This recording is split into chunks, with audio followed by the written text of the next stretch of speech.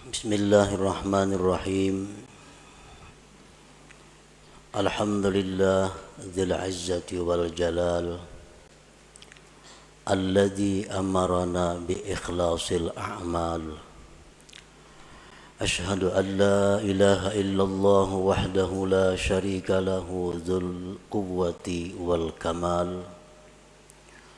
Wa ashhadu anna sayyidana Muhammadan abduhu wa rasuluhul mawsufu bil jamal.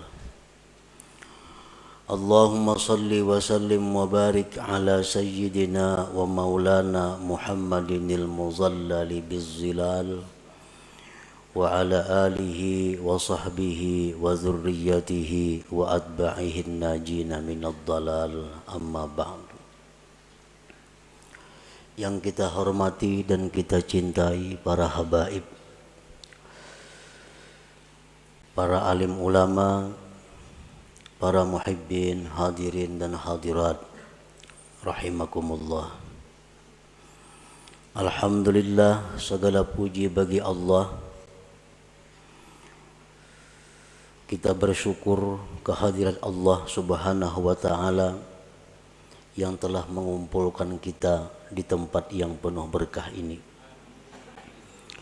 Dan semoga kita selalu dikumpulkan oleh Allah dalam kebaikan dan takwa. Salawat dan salam kita haturkan kepada junjungan kita Nabi besar Muhammad sallallahu alaihi wasallam dan kepada seluruh keluarga, para sahabat, zuriat dan pengikut beliau.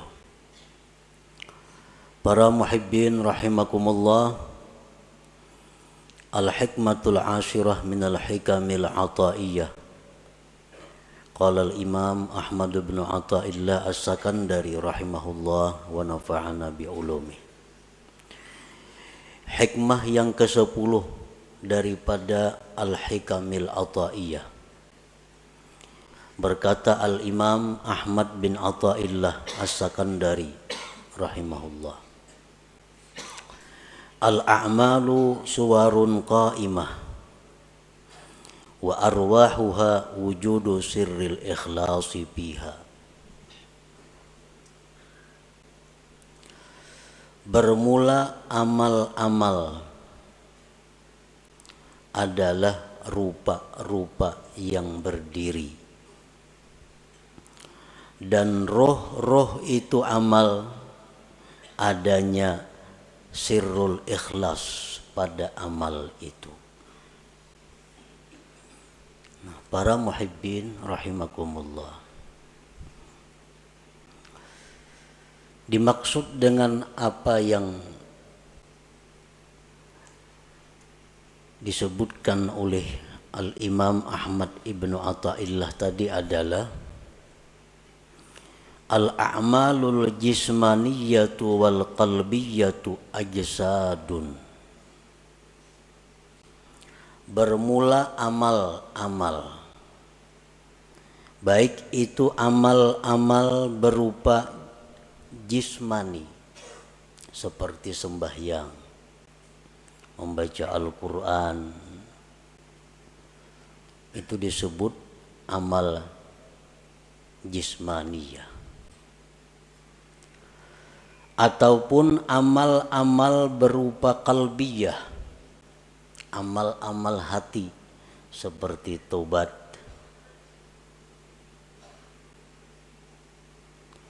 Ajsadun, amal-amal itu seperti jasad, seperti tubuh.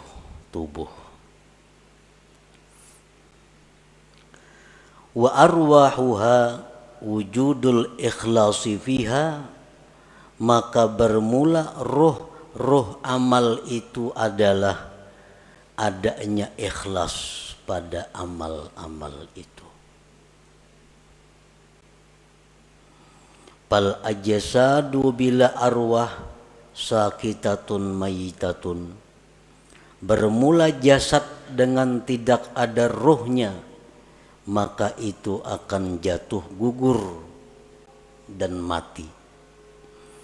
Wa kadzalikal a'mal, demikian pula amal-amal la qiyamalaha, tidak ada tegak dengannya illa biwujudil ikhlasi fiha, melainkan dengan adanya ikhlas pada amal-amal itu. Nah, para muhibbin rahimakumullah, Imam Ahmad ibnu Athaillah mencontohkan amal perbuatan kita ini, baik yang jismani atau yang rohani, itu seperti tubuh, seperti jasad. Sedangkan rohnya adalah ikhlas. Artinya bahwa amal yang kita lakukan itu kalau tidak ikhlas berarti tidak punya roh. Jasad yang tidak punya roh itu akan dikubur, akan tidak bisa dimanfaatkan. Nah, demikian pula amal ibadah kita yang tidak ada ruhnya, tidak ada ikhlasnya, akan tersia-sia, tidak diterima di sisi Allah Subhanahu wa ta'ala.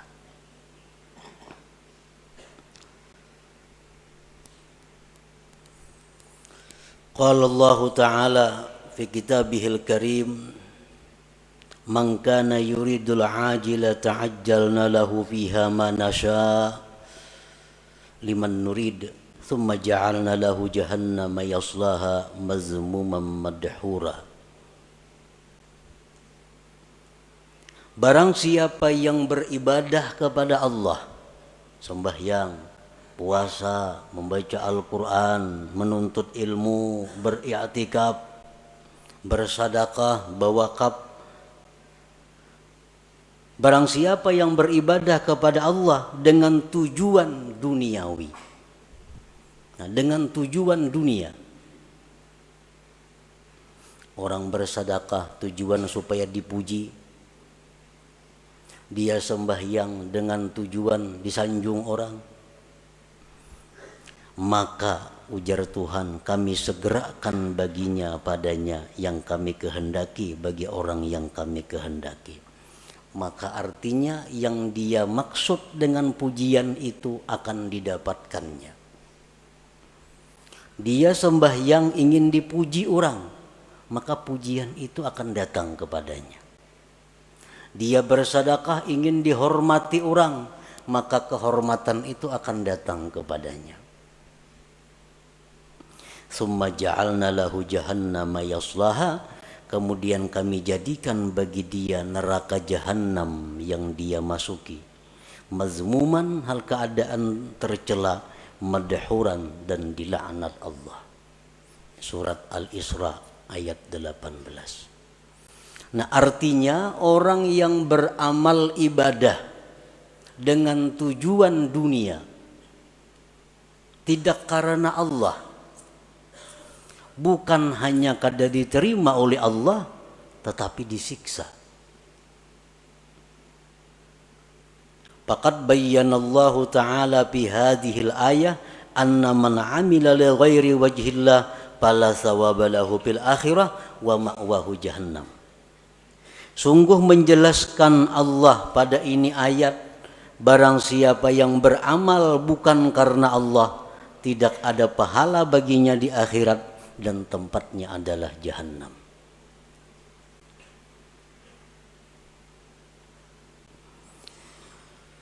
Para muhibbin rahimakumullah, Rasulullah sallallahu alaihi wasallam bersabda, innal abda la ya'malu a'malan hasanah fatas'adul malaikatu fi suhufin muhtatamah fatulqa baina yadayillahi ta'ala fayaqulu alqu hadhihi as-sahifah fa innahu lam yurad bima fiha wajhi. Yang artinya, sesungguhnya seorang hamba beramal-amal kebaikan, sembahyang, puasa, zakat, sedekah, haji, umrah, dan sebagainya.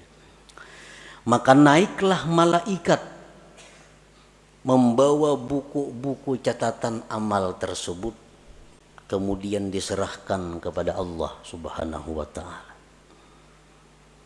Maka Allah berfirman, lemparkan ini catatan amal, bahwasanya dia tidak dikehendaki dengan yang ada pada catatan itu akan zatku, ujar Tuhan. Artinya buang itu amalan, karena inya beramal itu bukan karena aku. Waqala Rasulullah sallallahu alaihi wasallam, idza kana akhiruz zaman sarat ummati thalasa firaq, firqatun ya'buduna Allah khalisa, wa firqatun ya'buduna Allah riya'a, wa firqatun ya'buduna Allah liyastakilu bihin nas. Fayaqulu Allahu azza wa jalla lil mukhlisin idhabu ilal jannah, wa yaqulu lil akharin idhabu bihim ilan nar. Apabila akhir zaman, ujar Rasulullah, jadilah umatku itu 3 kelompok, 3 golongan. Satu golongan yang beribadah kepada Allah ikhlas. Golongan yang lain ada yang beribadah riya, mengharapkan sesuatu dari makhluk, baik itu materi atau pujian. Satu golongan yang beribadah kepada Allah untuk mencari makan dengan manusia. Allah berfirman pada hari kiamat, bagi orang-orang yang ikhlas, masuklah kalian ke dalam surga. Dan Allah berfirman bagi yang lainnya, pergilah dengan mereka itu ke dalam api neraka. Para muhibbin rahimakumullah. Dengan dalil-dalil ini jelas bahwasanya ikhlas itu adalah satu kewajiban yang mesti ada dalam setiap amal ibadah. Tanpa ikhlas, amal ibadah itu tersia-sia dan kita pun akan disiksa oleh Allah Subhanahu wa ta'ala. Nah, para muhibbin rahimakumullah, dengan demikian kita wajib belajar apa itu ikhlas. Dan kita wajib berusaha untuk bisa mendapatkan ikhlas itu, agar kita menjadi orang yang selamat di akhirat nanti. Nah, berbagai macam pendapat para ulama tentang ikhlas itu apa. Satu syekh mengatakan ikhlas itu ini. Ada lagi imam ini mengatakan ikhlas itu macam ini. Ada lagi seorang guru menyatakan ikhlas itu macam ini. Nah, kita ambil dari sekian banyak pendapat tentang ikhlas itu satu pendapat daripada para imam-imam itu. Al-ikhlasu ala salasi darajat. Ikhlas itu 3 tingkat. 3 tingkatan. Yang pertama disebut darajatil awam. Ikhlas tingkatan orang awam. Ini ikhlas sudah ada punya harga di sisi Allah, walaupun murah daripada tingkatan yang berikutnya, tapi sudah dihargai oleh Allah. Kita beribadah sembahyang, kita pakai ikhlas orang awam, itu sudah berharga, cuma harganya lebih murah dibanding ikhlas tingkatan-tingkatan yang berikutnya. Nah, ikhlas orang awam ini artinya adalah ifradul haq bi kasdil ibadah ma'a talabil huzuzid dunyawiyyati wal ukhrawiyyah ka hifzil badan wal mal wa sa'atir rizq wa dukhulil jannah wan najati minan nar. Ikhlasnya orang awam itu adalah mengesahkan Tuhan pada tujuan ibadah. Memang inya beribadah itu tujuannya adalah semata-mata karena Allah, tidak ada karena yang lain. Nah, inya sembahyang karena Allah. Tetapi beserta meminta, menuntut bahagian-bahagian duniawi dan ukhrawi. Inya sembahyang karena Allah. Di samping itu, mudahan diluaskan Allah rezeki.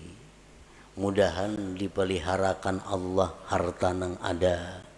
Mudahan mati masuk ke surga. Mudahan terhindar daripada api neraka contohnya. Nah, ini sudah ikhlas untuk golongan orang-orang awam. Inya bazakatunya karena disuruh Allah, perintah Allah. Tetapi inya ada minta kepada Allah. Dengan bazakat ini dia minta kepada Allah agar hartanya bertambah, hartanya terpelihara, hidupnya selamat dunia dan akhirat. Nah, ini ikhlasnya orang awam. Beribadah semata-mata hanya karena Allah, tetapi ada minta macam-macam dengan Allah. Baik itu urusan duniawi atau ukhrawi. Nah, ini sudah masuk ikhlas. Walaupun ikhlas yang paling rendah. Kita membaca surat Waqiah umpamanya. Membaca surah Waqiah karena Allah. Tapi ada harapan, mudah-mudahan diluaskan Tuhan rezeki. Nah, itu ikhlas ngarannya. Tapi ikhlas tingkatan orang awam. Inya membaca surat Tabarak, suratul Muluk karena Allah.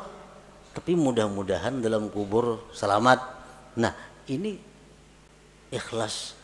Tapi derajatnya bukan derajat yang tinggi.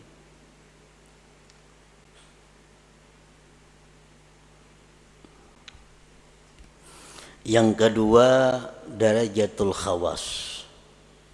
Derajat ikhlas orang khawas.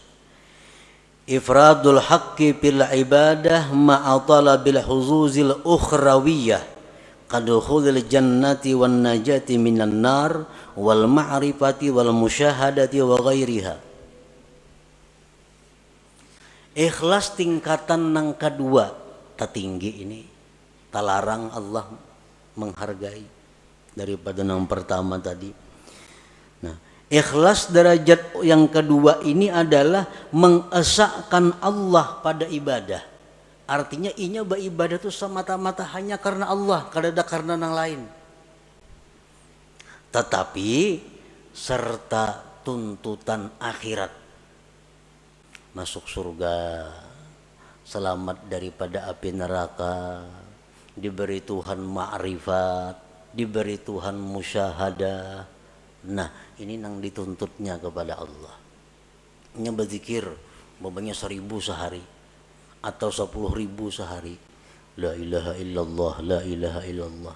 Tujuannya apa berzikir ini? Karena Allah. Allah nyuruh berzikir. Tapi inya minta kepada Allah agar diberi makrifat kepada Allah. Agar diberi musyahadah. Nah, ini ikhlas tapi menurut tingkatan khawas ngarannya. Belum lagi sampai ke derajat yang tertinggi daripada ikhlas itu. Tapi sudah ikhlas ngarannya. Ya, tadi orang membaca surah Tabarak supaya dalam kubur selamat daripada fitnah kubur. Nah, ini ikhlas. Tuntutan akhirat. Ini ikhlas derajat khawas ngarannya. Inya kadada dalam ibadah itu minta kepada Allah urusan dunia kadada. Nah, beribadah kepada Allah karena Allah, nang dimintanya kepada Allah urusan akhirat. Kadada urusan disihatkan badan, kadada urusan dimurahkan rezeki, kadada urusan berdagang supaya payu, kadada. Urusannya apa? Inya beribadah nih karena Allah, nang dimintanya kepada Allah urusan akhirat. Nah, ini ikhlas tingkatan nang nomor 2. Ini lebih hebat daripada yang pertama tadi. Yang ketiga, darajatul khawasil khawas. Nah, ini derajat yang tertinggi. tahqiqul ubudiyah wal qiyamu bi huquqir rububiyah bil ibadah. Dia beribadah itu semata-mata memantapkan kehambaannya dan mendirikan dengan hak Tuhannya. Aku beribadah ini semata-mata karena Allah dan aku ini adalah hamba Allah, titik. Perkara masuk surga, perkara neraka itu kada tahu urusannya. Nah, inya berzikir karena menjunjung perintah Allah, habis ingat situ. Inya sembahyang, aku semata-mata menjunjung perintah Tuhan karena aku nih hamba, aku mesti sembahyang. Habis ingat situ. Kadada macam-macam lawan Tuhan tuh kehendak permintaan kadada. Nah, inilah derajat ikhlas yang tertinggi itu. Nah, para muhibbin rahimakumullah. Jadi apapun di antara derajat ikhlas yang 3 macam itu apabila ada di dalam amal ibadah kita, maka amal ibadah kita itu sudah hidup, sudah punya roh. Artinya ada harga di sisi Allah Subhanahu wa taala. Kita membaca Quran, di dalam situ ada ikhlas, walaupun derajat-derajat orang awam sudah selamat. Apalagi kita membaca Quran, di situ ada ikhlas derajatnya orang khawas, lebih larang lagi Allah menghargai. Apalagi ikhlas nang nomor 3, makin larang lagi harganya. Nah, makanya ibadah itu dibalas 10, bisa 70, bisa 100, bisa lebih pada itu, tergantung mutunya ibadah itu, tergantung kualitasnya ibadah itu. Para muhibbin rahimakumullah. Nah, jadi kita sudah tahu pentingnya ikhlas tadi. Pentingnya kita beribadah itu karena Allah. Kalau kada macam itu, sembahyang kita ditolak dan kita disiksa. Kita puasa kada karena Allah, puasanya ditolak dan kita disiksa. Kita bersedekah kada karena Allah, berbagi-bagi duitnya, tapi kada karena Allah, duitnya kada diganti Tuhan, berpahala kada, disiksa, duitnya habis. Kalau orang tuh bersedekah karena Allah, akan mendatangkan kelapangan, mendatangkan kebahagiaan. Karena Allah. Tapi kalau orang ini membagi-bagi duit, membagi baras, membagi apa, kada karena Allah, ujung-ujungnya bisa gila, bisa stres. Karena kada karena Allah. Nah, ini akibatnya dalam dunia pun sudah menderita.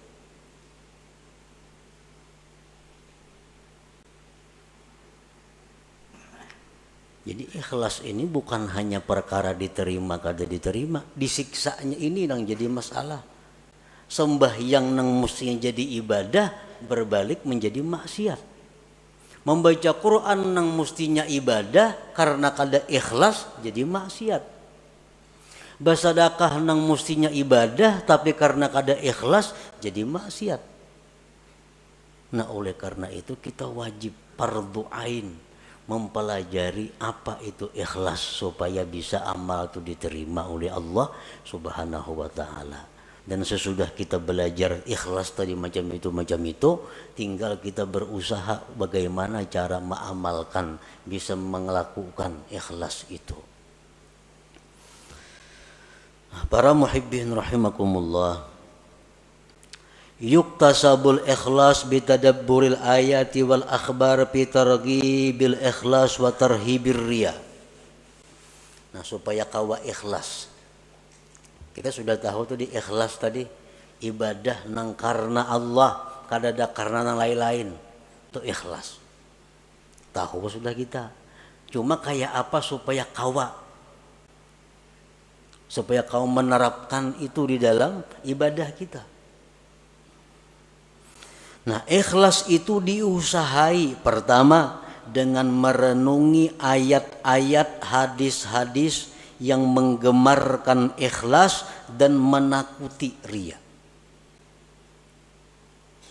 Nah, kita cari, kita renungi Al-Quran, bagaimana memuji orang yang ikhlas.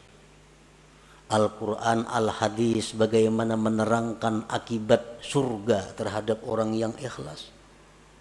Al-Quran, Al-Hadis menakutkan bagaimana orang yang kada ikhlas. Orang yang kada ikhlas itu beramal, apapun amal ibadah, kada ikhlas. Itu di akhirat dipanggil Allah dengan panggilan ya munafik, hai munafik. Ya ghadir, hai penipu. Nah, kita tuh beribadah kada ikhlas. Allah memanggil di akhirat dengan panggilan hai penipu, hai orang munafik. Nah, ini yang kita renungi hadis-hadis seperti ini agar kita bisa ikhlas. Bahkan diriwayatkan bahwa orang yang tidak ikhlas itu nanti di akhirat akan diulu-ulu oleh Allah. Sebagaimana dia dalam dunia mengulu-ulu kepada Allah. Kan sembahyang. Tapi sembahyang ini yang dicarinya adalah pujian. Itu mah ulu-ulu Tuhan ngarannya. Kisahnya menyembah Tuhan, tapi hatinya menyembah orang yang dia harapkan. Nah, di akhirat dibalas Allah. Jar Tuhan pulang bin pulan masukkan ke surga. Masukkan. Nah, bejurut kesukaan ke surga. Sampai kamu ke pintu surga ditutup orang pintunya, tak ditutup. Ujar Tuhan dalam dunia ikam maulu-ulu aku, sekarang giliranku maulu-ulu ikam. Nah, ditampayakan surga kenikmatan, sekalinya kada boleh masuk ke neraka dulu singgah. Nah, inilah akibat orang yang maulu-ulu Allah di dalam dunia. Bersedekah itu ibadah. Mestinya karena Allah. Tapi kalau kada karena Allah itu istihza billah, maulu-ulu dengan Allah. Allah akan membalas nantinya ulu-ulu itu di akhirat. Nah, jadi kita untuk dapat ikhlas itu pertama merenungi ayat Quran, hadis-hadis Nabi tentang bagaimana orang ikhlas, bagaimana akibatnya orang itu mun kada ikhlas. Yang kedua, supaya bisa ikhlas itu wa bi ikhfa'i wa kitmanil hasanati wal a'malis shalihat, menyembunyikan amal-amal saleh itu baik waktu melakukannya atau sesudah melakukannya. Nah, bersembunyi ini mendukung supaya ikhlas. Beramal saleh, sembahyang sunat, pokoknya hal-hal yang kada disuruh kita benampak, sembunyikan amal-amal itu. Jangan dikisah-kisahkan, jangan dikuya-kuya karena mengurangi nilainya, bahkan bisa menggugurkan pahala. Nah, kita menyimpan amal saleh serapi-rapinya itu membantu keikhlasan. Yang selanjutnya agar kita bisa ikhlas, nah ini yang paling penting, wabikat ittama anil khalqi, memutus tamak daripada makhluk. Selama kita masih tamak dengan makhluk, kita sulit untuk ikhlas itu.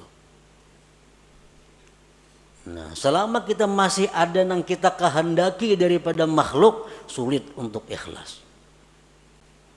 Kita kepingin makhluk itu sayang lawan kita kepingin makhluk itu hormat lawan kita kepingin makhluk itu mencintai kita kepingin makhluk itu memberi sesuatu kepada kita kepingin makhluk itu agar memilih kita. Selama itu ada dalam hati, kita sulit untuk ikhlas. Nah, sulit untuk ikhlas. Jadi putuskan harapan-harapan kepada makhluk.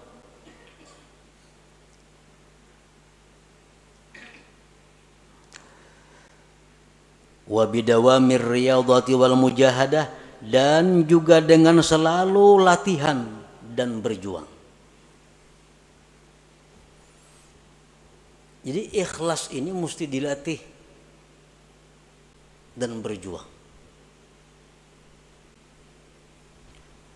dikisahkan bahwa salah seorang salihin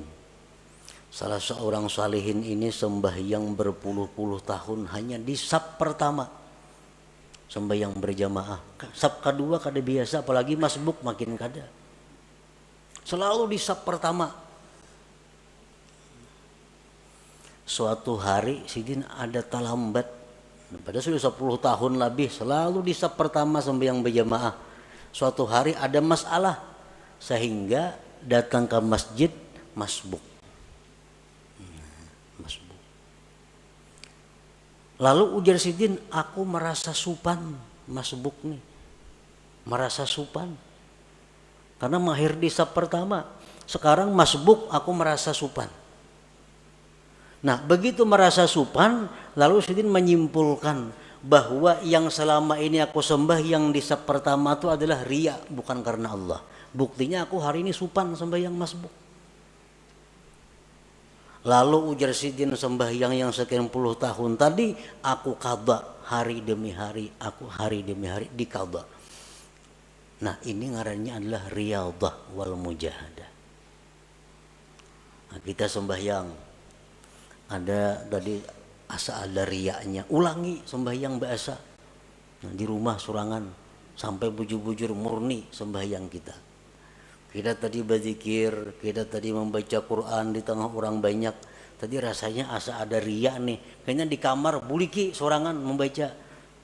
Nah, ini riyadhah wal mujahadah untuk mendatangkan ikhlas ke dalam diri kita. Nah, kemudian lagi supaya bisa ikhlas itu adalah waddu'a ilallah ayyarzuqahul ikhlas.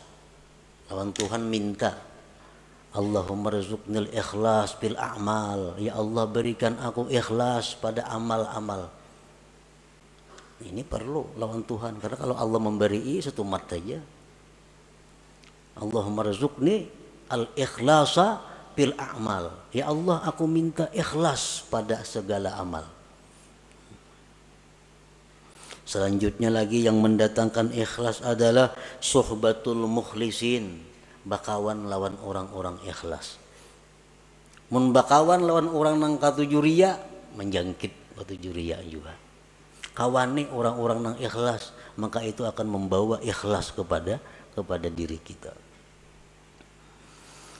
Wal iktifa bi ilmillahi ta'ala, dan ikhlas itu juga didatangkan dengan merasa cukup dengan ilmu Allah, merasa cukup dengan tahunya Allah. Aku nih beramal bila Tuhan tahu saya kung cukup dah, yang lain biar kadang tahunya. Nah, ini iktifa bi ilmillah. Bila kita kau macam itu, ikhlas. Aku beribadah kada penting manusia, kada penting orang lain tahu. Bila Allah saya kung tahu cukup sudah. Nah, jadi itu jalan-jalan untuk mendapatkan ikhlas tadi. Nah, para muhibbin rahimakumullah. Qala ba'duhum man 'amila arba'atan biduni arba'atin lam yantafi bi 'amali. Barang siapa yang beramal, berbuat 4 perkara tanpa disertai dengan 4 perkara yang lain, maka dia tidak akan bisa mengambil manfaat dengan amalnya. Yang pertama, al-khaufu biduni hazar. Takut tapi kada waspada. Takut tapi kada menghindar. Ini sia-sia. Takut kepada Allah tapi parak lawan maksiat. Kalau takut kepada Allah itu jauhi maksiat. Bagaimanapun kita takut kepada Allah tapi kada berjauh dengan maksiat, itu kada bermanfaat takutnya itu. Yang kedua, ar-raja biduni talab. Mengharap tapi kada mencari. Mengharap rahmat Allah di bakalumbun di kalambu. Mengharap rahmat Allah itu baudo, sembahyang, ambil tasbih, berzikir. Nah, ayo mengharap rahmat Allah. Kalau mengharap tapi kada mencari, maka mengharap itu sia-sia. Yang ketiga, al-istighfar bidurin nadam. Minta ampun tapi kada menyesal. Astagfirullah, astagfirullah, astagfirullah, astagfirullah, astagfirullah. Tapi dalam hati kada ada penyesalan berbuat dosa. Istighfarnya sia-sia. Mestinya kita mengucap astagfirullah itu di dalam hati ada menyesal terhadap dosa yang dilakukan. Astagfirullahaladzim, kan artinya aku minta ampun kepada Allah. Astagfirullah, aku minta ampun kepada Allah. Mesti ada sesal di dalam hati. Nah yang keempat, al-amal biduni ikhlas. Beramal tapi kada ikhlas, kada ada harganya juga. Lam yantafi bi amali, kada bermanfaat dengan amalnya. Jadi kalau kita hendak melakukan ibadah, mantapakan dulu nih, karena Allah atau kada. Bila kada karena Allah, hadangi dulu. Jangan terburu-buru, jangan tagasak-gasak, jangan umpatan. Jangan umpatan, beribadah kada sah umpatan itu. Ibadah itu mesti berdasarkan ilmu. Jadi orang ada menyumbang 100.000, 200.000, 300.000, seorang giliran seorang 1,5 juta. Nah, umpatan kepengaruh mestinya jangan. Nah, ikhlasakan dahulu bujur-bujur. Bila sudah ada ikhlas, sudah karena Allah, nah hanya kita surung amal ibadah itu. Kita lakukan amal ibadah itu. Kada kawa umpatan beribadah. Nah ngapa kau bujurakan dahulu niat kita supaya ikhlas. Qala Syaqiq rahimahullah, husnul amal fi salasati asya. Baiknya amal itu pada 3 perbuatan, pada 3 sesuatu. Allah itu baik, Allah kada menerima kecuali yang baik. Allah itu kada menerima amal kecuali amal yang baik. Amal yang baik itu macam apa? Awwaluha ayyaral amala minallahi ta'ala linafyil ujub. Yang pertama yang perlu bagi orang yang beramal itu bahwa dia melihat bahwa amal itu adalah dari Allah. Aku ni kawa sembahyang, aku ni kawa puasa, aku ni kawa naik haji, aku ni kawa bersedekah, itu adalah anugerah dari Allah. Bukan karena kepintaranku, bukan karena kekuatanku, bukan karena kehebatanku. Tapi aku kawa melakukan ibadah ini adalah anugerah Allah, taufik Allah. Itu yang perlu supaya jangan ujub kita. Nah yang kedua, ayyurida bihi ridallah likasril hawa, bahwa dia beramal itu menghendaki keridaan Allah, bukan untuk kesenangan diri sendiri.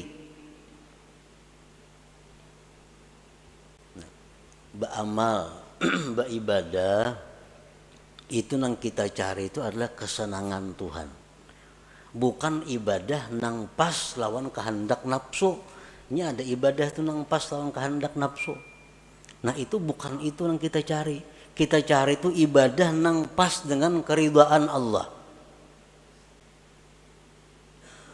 Kayak orang sembahyang rajin di masjid-masjid tuh. Pembelakangan ketujuh duduk bersandar nyaman di tawing tuh. Itu beribadah mencari kesenangan nafsu. Kalau kesenangan Allah di sab pertama itu Allah senang di situ kita beribadah. Ini kada pembelakangan di muhara lawang supaya angin nyaman. Nah ini orang beribadah untuk kesenangan nafsunya. Padahal mesti ibadah itu yang kita kehendaki adalah keridhaan Allah. Usahakan bahwa Allah nang disenangkan, bukan nafsu kita, bukan hawa kita. Ini sudah lumrah.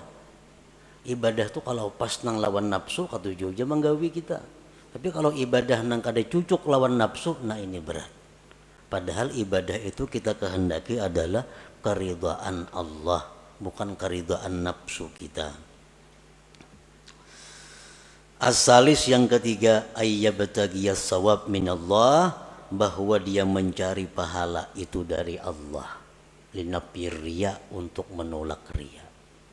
Kita beribadah mencari balasan itu lawan Allah, nah, supaya jangan riya. Bila mencari balasan lawan makhluk, nah itu riya ngarannya. Bila riya, ibadah kada diterima dan kita bakal disiksa. Kita minta kepada Allah bahwa dengan ibadah ini, kita ibadah ini melakukannya karena Allah, dan kita minta supaya kita jadi orang yang mulia. Nah ayuha, tapi yang diminta asal Allah. Kita beribadah membaca Quran karena Allah, dan mudah-mudahan Allah buka pintu rezeki seluas-luasnya, boleh aja karena kita minta kepada Allah. Nah kita beribadah kepada Allah sambil mengharap agar makhluk-makhluknya mencintai aku. Ayo kada Bapak, asal yang diminta kepada Allah. Nah kalau kita beribadah untuk cari perhatian kepada makhluk, nah ini Allah nang marah. Ini Allah nang marah. Kita beribadah supaya inya hormat kena lawan aku. Nah inya kita beribadah supaya kena inya memperhatikan lawan aku. Makhluk nih. Nah ini nang dimaksud nang kada boleh itu. Bahwa ibadah kita ini tapi tujuannya adalah kepada makhluk Allah. Nah bila ibadah yang demikian itu ada pada kita, maka ibadah itu macam orang mati. Arti orang mati apa? Dipatak, dikubur, tidak bisa dimanfaatkan apa-apa. Nah ibadah yang ikhlas itu adalah ibadah laksana jasad yang punya roh. Jasad yang punya roh adalah jasad yang bergerak, yang bermanfaat. Nah ibadah yang punya roh ikhlas adalah ibadah yang bisa kita ambil manfaat baik di dunia dan di akhirat. Nah kemudian hikmah yang ke-11. Ila hadratin Nabi sallallahu alaihi wasallam al-Fatihah. Iyyaka na'budu wa iyyaka nasta'in ihdinas siratal mustaqim. Siratal ladzina an'amta 'alaihim. Ya Allah biha, ya Allah biha, ya Allah bihusnil khatimah, ya Allah biha, ya Allah biha, ya Allah bihusnil khatimah, ya Allah biha, ya Allah biha, ya Allah bihusnil khatimah. فيا أيها الرجل منه شفاعة صلوا عليه وسلموا تسليما.